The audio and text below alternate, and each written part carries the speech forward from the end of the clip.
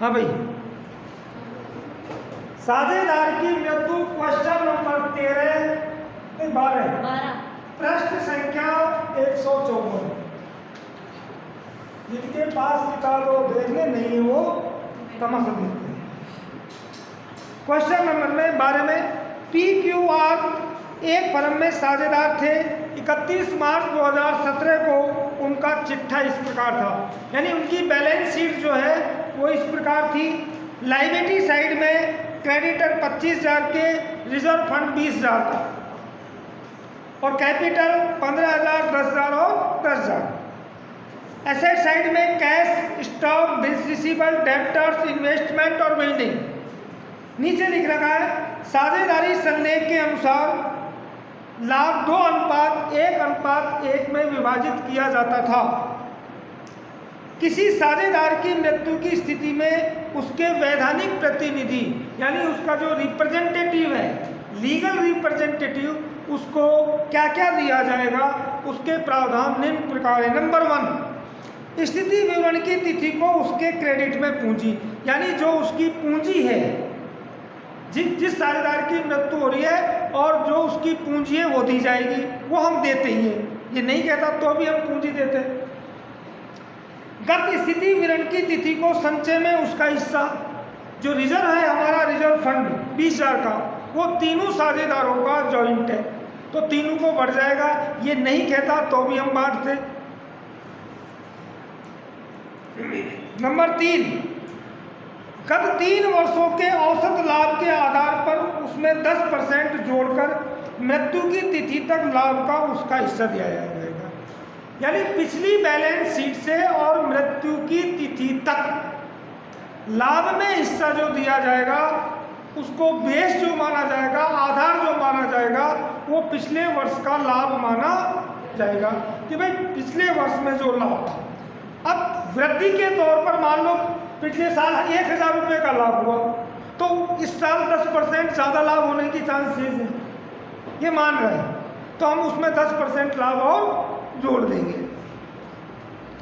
ख्याति के रूप में पिछले 3 वर्षों के कुल लाभों का उसका हिस्सा, यानी पिछले 3 वर्षों का जो लाभ है उसको औसत लाभ माना जाएगा और उसमें जो हिस्सा होगा वो गुडविल के रूप में दे दिया जाएगा। भवन के पुनर्मूल्यांकन पर लाभ 4,000 रुपये में हिस्सा, यानी बिल्डिंग में जो रिवैल्यूएशन किया था, मूल्यांकन पर लाभ 4,000 रुपये में हिस्सा, यानी बिल्डिंग को बेचने पर या अन्य किसी खरीद यदि उसका पुनर्मूल्यांकन करने से 4,000 रुपये का बेनिफिट हुआ था, उस 4,000 में मरने वाले साझेदार को उसका हिस्सा दिया जाएगा। गत 3 वर्षों के शुद्ध लाभ इस प्रकार थे: 15,000, 16,000 और 17,000। आगे आर की 30/6/2017 को मृत्यु हो गई। इसमें मृत्यु किसकी हुई है? आर की। अपनी मृत्यु की तिथि तक उसने 5,000 रुपये का आहरण किया, कोई दिक्कत नहीं है। निवेश को सम मूल्य पर बेचा गया। इन्वेस्टमेंट जो था वो हमने पूरा का पूरा बेच दिया। किस मूल्य पर? जो पुस्तक मूल्य था। पुस्तकों में 15,000 का था तो हमने उसको 15,000 रुपये में ही बेच दिया। आर के वैधानिक प्रतिनिधि को भुगतान कर दिया गया और जो उसका रिप्रेजेंटेटिव था आर का, उसको हमने पैसे दे दिए। आगे क्या कह रहा है? साझेदार के पूंजी खाते आर के वैधानिक प्रतिनिधि का खाता और शेष साझेदार पी और क्यू का स्थिति विवरण बनाएंगे। बिल्कुल राइट, बनाएंगे। तो सबसे पहले आपको रिवैल्यूएशन बनाने की जरूरत नहीं है, तीनों का प्रतिनिधियों का एक साथ ही बना देता हूँ। कैसे बनेगा वो? उसमें आर का रिप्रेजेंटेटिव अकाउंट अलग से बनाने की जरूरत नहीं है, हम पी क्यू आर का कैपिटल अकाउंट भी बना देते हैं। रिवैल्यूएशन नहीं बनवा रहा क्योंकि इसने ऑलरेडी रिवैल्यूएशन का लाभ दे दिया। कैपिटल अकाउंट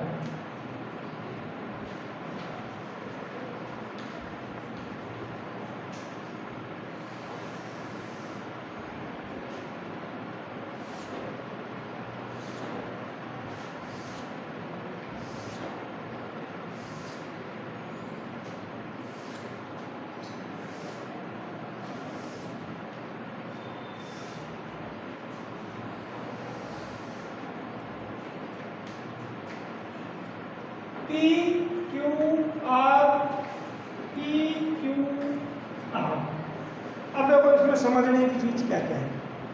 सबसे पहले बाई बैलेंस शीट, इनकी पूंजी कितनी कितनी थी वो बांट दीजिए। और इनकी पूंजी थी 15,000, 10,000 और 10,000। 15,000, 10,000 और 10,000। अभी हम रिटायरमेंट मैं तो नहीं दे रहे किसी की, हम क्या कर रहे हैं, हम उनका कैपिटल अकाउंट बना रहे हैं। और कैपिटल अकाउंट जब तक बनेगा तब तक हमको कोई मतलब ही नहीं कौन बना कौन किया, हमारे लिए सब है। तो उसके बाद में रिजर्व फंड को बांट लो by reserve fund. Reserve fund हमारे पास 20,000 का है और 20 में से 2:1:1 में बढ़ जाएगा। 10,000, 5,000 और 5,000। इसके अतिरिक्त और कुछ है क्या?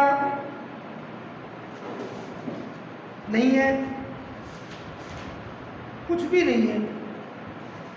तो कोई बात नहीं है तो आ जाओ। अब दो इसको लाभ में हिस्सा, किसको? P&L सस्पेंस अकाउंट किसको देंगे?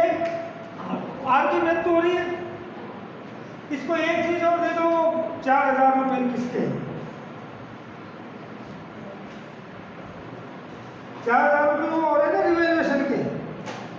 भवन के पुनर्मूल्यांकन पर लाभ 4,000 रुपये हिस्सा बाई रिवेल्यूएशन। 4,000 रुपये इनका हो गया, 4 इसका हो गया, 8 इसका हो गया, यानी 8 दूनी 16,000 रुपये का भवन बढ़ा नहीं भाई। रिवेल्यूएशन में इसको लाभ कितना मिला है आर को? रिवेल्यूएशन के लाभ को हम किस अनुपात में बांटते हैं? 2:1:1। तो 2 इसका 1/4 कितना है? 4,000। 4 इसका था, 8 इसका था, यही मतलब है ना। तो 4,000 इसको दे दो और 8,000 इसको दे दो। इनको दे दो, बेचारों को क्यों परेशान करते हैं। आगे अब लाभ में हिस्सा सस्पेंस। गत वर्ष के लाभ, गत वर्ष का लाभ कितना था? देखो ये लिख रखा है इसमें, गत 3 वर्षों के औसत लाभ के आधार पर उसमें 10%। 3 वर्षों का औसत लाभ 15,000, 16,000, 17,000, 7 से 13, 5, 18, 48,000 भाग 3। औसत लाभ कितना है? 16,000। नहीं अभी रुक जाओ एक मिनट। 16,000 का औसत लाभ है एक वर्ष का। इसकी वृद्धि कितनी होगी? 10%।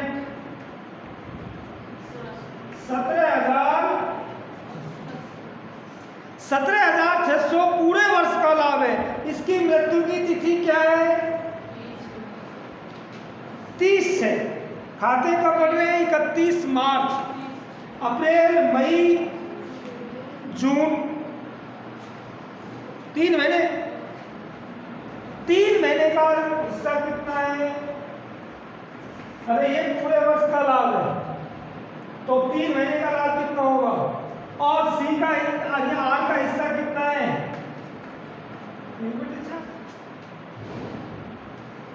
कुल पूरे वर्ष का लाभ 17,600। 3 महीने का निकालेंगे 3/12 और आर का हिस्सा 1/4।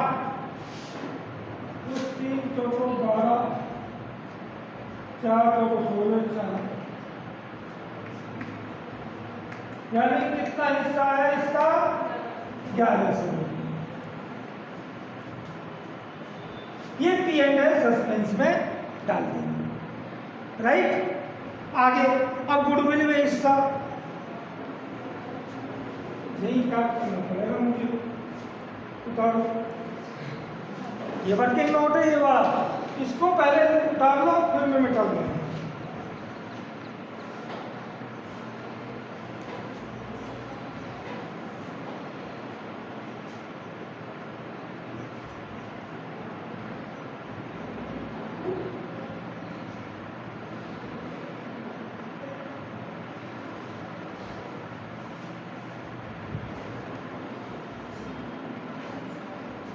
गुडविल। गुडविल में हिस्सा ज्ञात करने के लिए वो क्या कह रहा है, सुनो। 3 वर्षों का, देखो गुडविल का हिस्सा जो है वो गुडविल में बोल रहा है ख्याति के रूप में पिछले 3 वर्षों के कुल लाभ का उसका हिस्सा। 3 वर्ष का लाभ कुल कितना है, 48,000। इसमें आर का हिस्सा कितना हुआ, तो गुडविल में हिस्सा कितना है, 12,000 को कौन देगा, पी और क्यू। किस अनुपात में देंगे, गेन रेशो में, फायदे के अनुपात में। फायदे का अनुपात क्या है, new ratio minus old ratio. तो न्यू रेशो, ओल्ड रेशो और गेन रेशो इक्वल है। समझो क्यों, पहले अनुपात क्या था, 2:1:1। नए अनुपात के बारे में कुछ नहीं कह रखा, ये गया। पहले भी पी और क्यू का अनुपात क्या था, अब भी क्या है, तो गेन भी क्या होगा, निकालने की जरूरत ही नहीं है। तो 8,000 और 4,000 रुपये देंगे, तो यहाँ लिखेंगे बाई पी। पी कितना दे रहा है, 8,000 बाई क्यू कैपिटल 4। इसको बाहर मिल गए, यहाँ लिखेंगे 2 आर कैपिटल। 8,000 इसमें दिए, 4,000 इसमें दिए, खत्म। अब है ड्राइंग। उसने मृत्यु की तिथि तक कितना पैसा निकाला, 5,000 रुपये टू कैश। इसको कोष्टक में ड्राइंग लिख सकते हैं 5,000।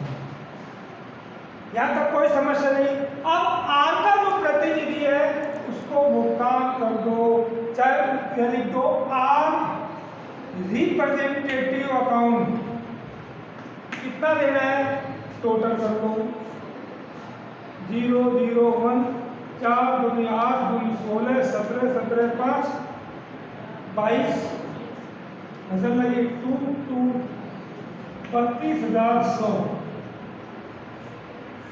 32,100, 0, 0, 1, 7, 27,100।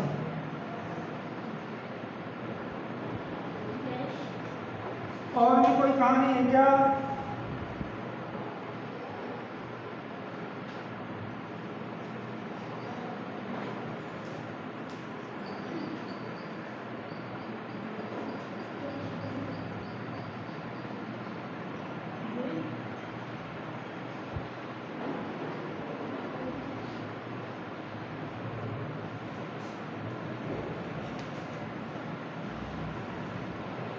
ये सुन लो, ये कुल 4,000 रुपये का लाभ है रिवैल्यूएशन में।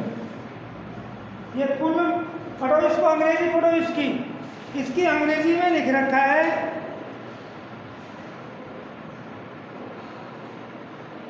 ये share in profit on revaluation of building which in 4,000, यानी कुल 4,000 रुपये का रिवैल्यूएशन में फायदा हुआ है।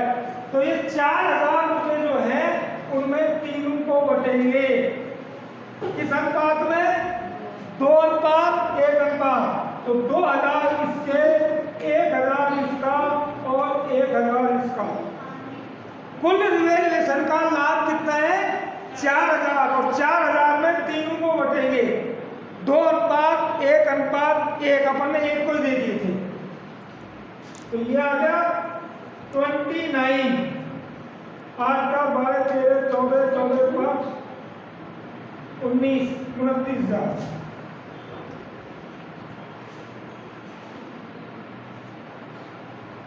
24,100 रुपये उसको भुगतान में दे देंगे। अब इनका निकाल लो टू बैलेंस सीडी।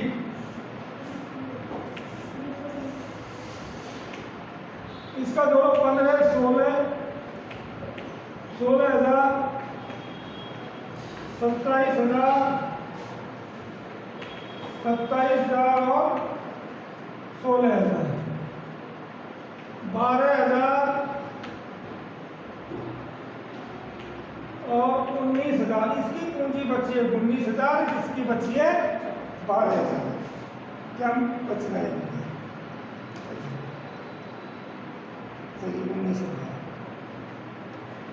अरे इसकी 12,000 पूंजी इसकी। अब आ जाओ बैलेंस शीट। एक एंट्री और होती है इसमें, रिप्रेजेंटेटिव अकाउंट का अलग से नहीं बनाने की जरूरत होती है, केवल एंट्री कर दो और रिप्रेजेंटेटिव अकाउंट या टू कैश कितना देना है 24,100। अब बैलेंस शीट बना देगा फटाफट। देखो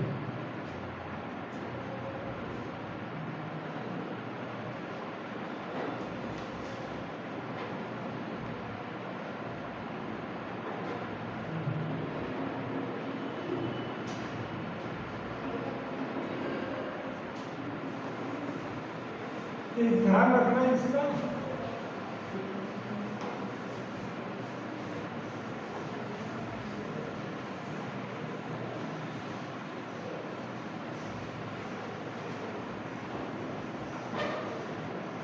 बैलेंस शीट ये कब की है? 30/6/2017। उसकी मृत्यु की तिथि के बाद की बैलेंस शीट है।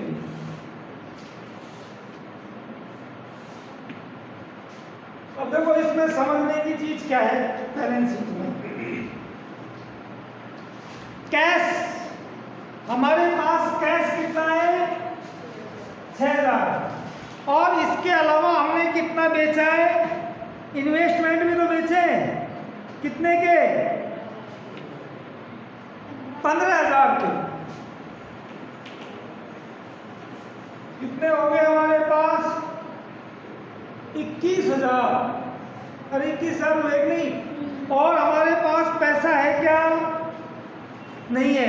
हमने भुगतान कितना दिया है? भुगतान कितना दिया है? हमारे पास पैसा कितना है? पहले 6,000। इन्वेस्टमेंट कितने के बेचे? कितने आए? 21,000 में से 5,000 रुपये उसने आर के निकाल लिए। हमारे पास कुल पैसा कितना बचा? हमने भुगतान कितना दिया? बाकी 8,100 कहां से आए? 8,000। ये बैंक लोन, ये क्या है? Bank loan. तो सबसे पहले आएगा बैंक ओवरड्राफ्ट कर लो या बैंक लोन कर लो 8,000। कैश तो रहेगा है। इसके बाद स्टॉक, स्टॉक में कोई चेंज नहीं है। कितना है? 12,000। Bills receivable 6,000। डेटर्स 15,000। डेटर्स कितने? 15,000। इन्वेस्टमेंट बेच खाए बचाई खाए। बिल्डिंग, अरे बिल्डिंग कितनी है हमारे पास? पहले 26,000 और कितने की वृद्धि हुई? 4,000 की। तो कितनी होगी? 30। इधर आ जाओ। क्रेडिटर्स कोई चेंज नहीं है। क्रेडिटर्स थे हमारे पास 25,000 के। कैपिटल पी की कितनी बची थी? और क्योंकि 31,000। टोटल कर लो और कुछ बचा ही नहीं। 8 8 4 64,100।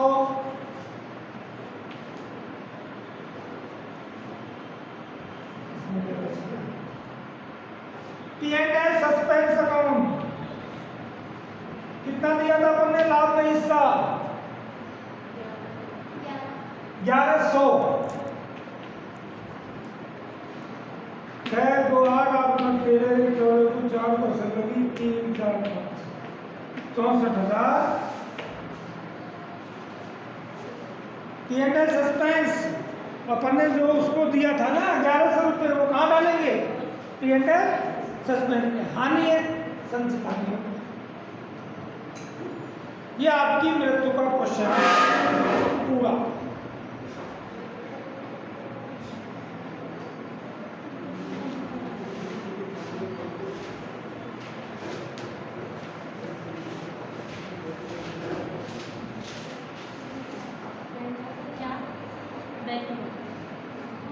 अब इसमें कोई क्वेश्चन नहीं बचा जो मैंने नहीं बताया हो, सब बता दिए थे।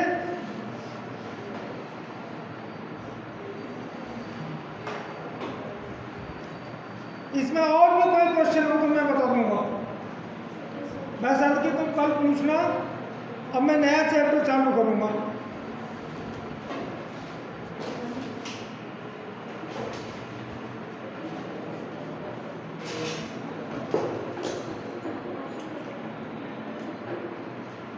हाँ भाई, उतार दिया।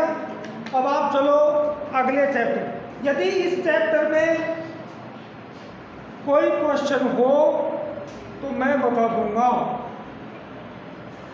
बाद में जब भी पूछोगे। अगला चैप्टर है फर्म का समापन।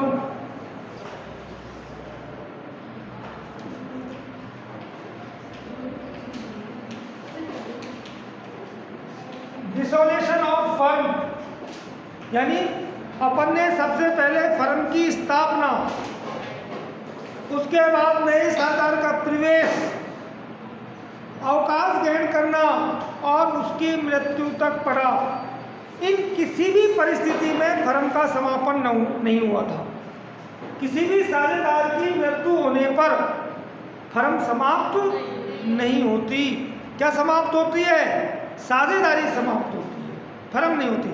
फर्म के समापन का केवल एक ही फॉर्मूला होता है कि हम फर्म को समाप्त कर दें, अर्थात फर्म के कारोबार को समाप्त कर दिया जाए, दुकान को बंद कर दिया जाए, उसकी सभी संपत्तियों को बेचकर उसके सभी दायित्वों का भुगतान कर दिया जाए। ये फर्म के समापन का मूल मंत्र है। सभी संपत्तियों को बेच दो और संपत्तियों को बेचने से जो राशि प्राप्त होती है उस राशि से जितनी भी हमारी लायबिलिटी है, जितने भी हमारे दायित्व हैं, उनका भुगतान कर दो। यही फर्म का समापन है।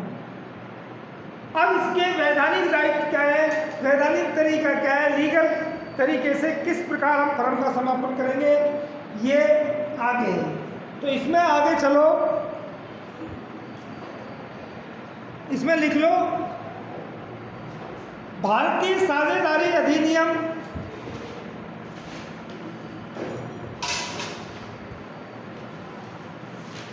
भारतीय साझेदारी अधिनियम 1932, साझेदारी अधिनियम 1932 की धारा 39 के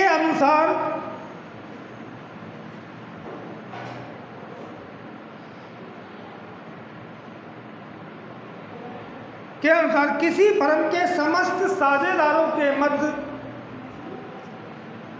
किसी फर्म के सभी साझेदारों के मध्य साझेदारी का समाप्त होना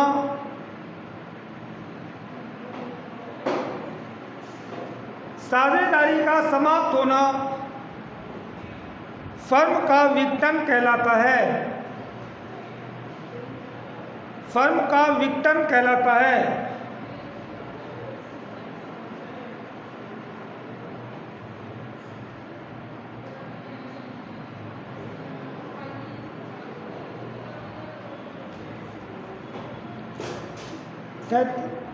विघटन कहलाता है जब किसी समझौते के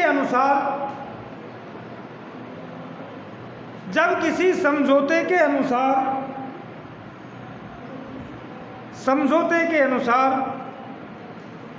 सभी साझेदार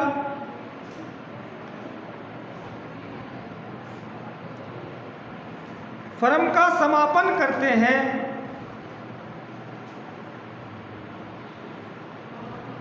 फर्म का समापन करते हैं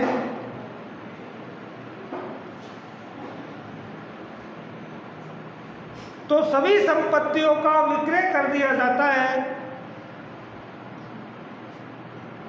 सभी संपत्तियों का विक्रय कर दिया जाता है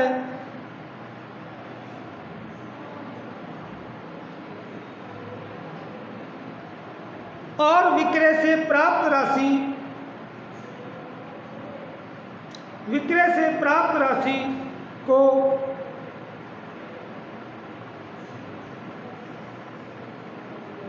दायित्व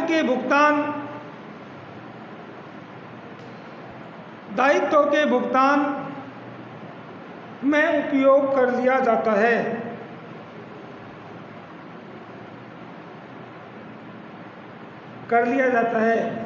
यही फर्म का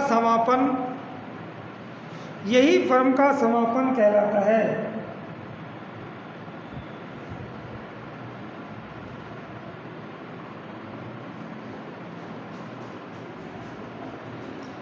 देखो, इसको दो भागों में बांटा जाता है।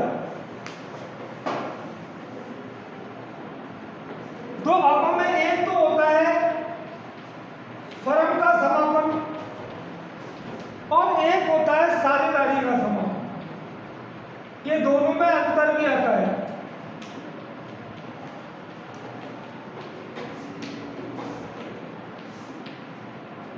फर्म के समापन का मतलब होता है फर्म को डिसोल्यूशन समाप्त करना, और साझेदारी का मतलब होता है साझेदारी को डिसोल्यूशन समाप्त करना, फर्म को नहीं।